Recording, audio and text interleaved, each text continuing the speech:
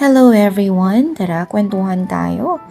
Habang hinihintay ko yung bunso ko na kumakain dahil papasok siya sa school niya. So walang pasok si kuya, so siya lang papasok for today. At habang hinihintay ko siya, magpanggap muna tayo ng konti dito. Joke. Siyempre, mag-cardio tayo. Let's do some cardio. Dahil nga gusto kong mag-lose ng calories. Meron ako mini-maintain na calories in a day. So, let's do some brisk walking. Bakit brisk walking? Kasi hindi ko kayang magtatakbo dyan ng bongga kasi marupok na yung tuhod ko. Marupok as in. Okay, story time. Nung high school kasi ako, nung PE lesson namin, first year high school to be exact. Yung PE namin noon ay warball. Warball is like touch ball na kailangan mong iwasan yung bola, hindi ka matamaan. Kasi dalawang team yan. So, nung time na yun, natamaan ako ng bola at na-off balance ako at yung left leg ko ay parang nadaganan niya yung right leg ko. So, doon na nag-start yun. So, ilang weeks din yun. At yung time na yon, di talaga ako nakaka-attend ng PE class. Kasi talagang sobrang kirot niya. So, mga ilang weeks siya bago siya gumaling. Pero, yun nga, hindi na siya bumalik sa normal. Hindi na ako makatakbo ng bongga. Hindi na ako pwede sa mga marathon na ganyan. So, brisk walking lang. Dati, itong treadmill ko nakaharap sa wall at medyo tinatamad ako. Parang, yung oras, talaga ko naiinip ako. Kaso dahil nga kailangan ko talagang mag-treadmill, mag-cardio kahit paano. So, hinarap ko siya sa TV. Hinarap ko siya sa TV para ganahan ako mag-treadmill, mag-brisk walking dyan. Kasi hindi ko napapansin yung time.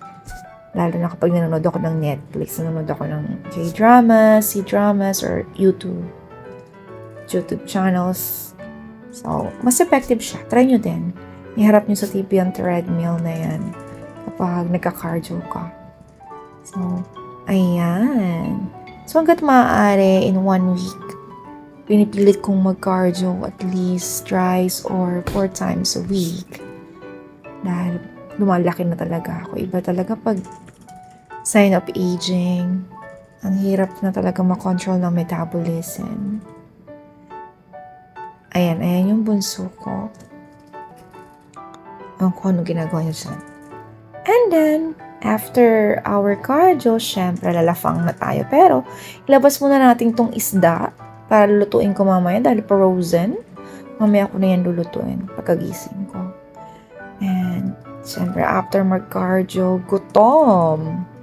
Ewan kung totoo yun na. Meron kasi ako nabasa na syempre, nag-burn ka ng calories. Ang bawa, 200 calories. 30 minutes kasi,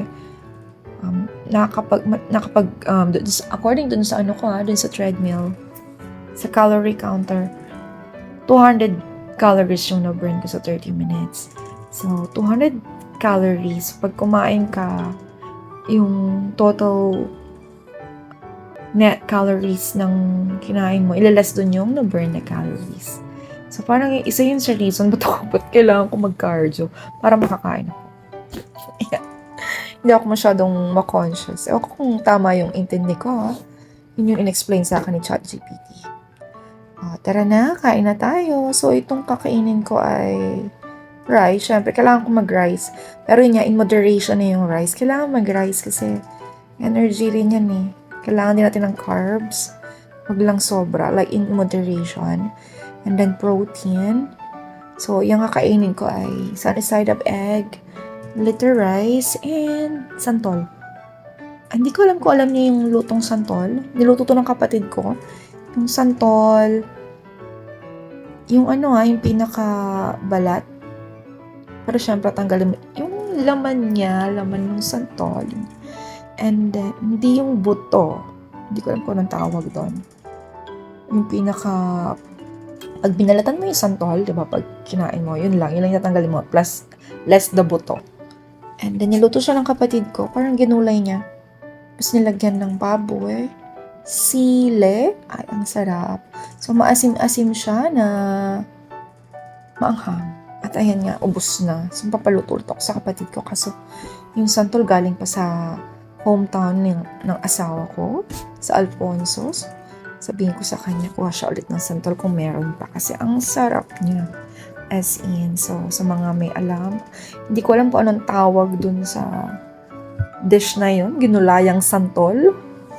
Ayan. At tinarna, para siyang bopis pag naluto na.